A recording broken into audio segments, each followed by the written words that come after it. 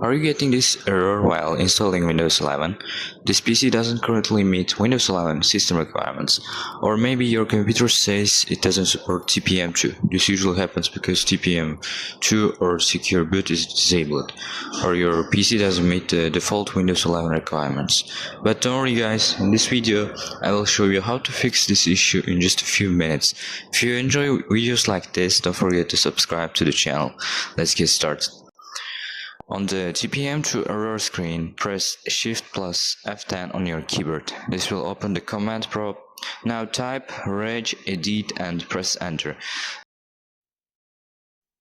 The Registry Editor will open. Navigate to the following location: HTA Local Machine System. Setup. Now right-click the Setup folder.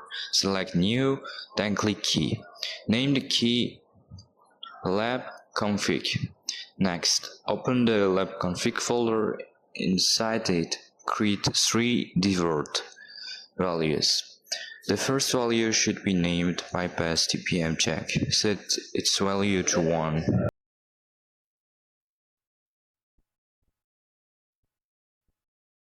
The second value should be named Bypass Secure Boot Check.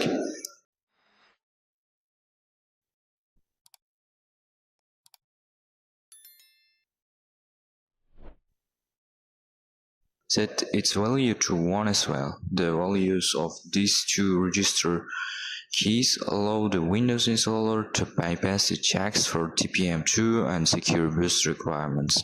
Now close the Registry Editor, then close the command prompt.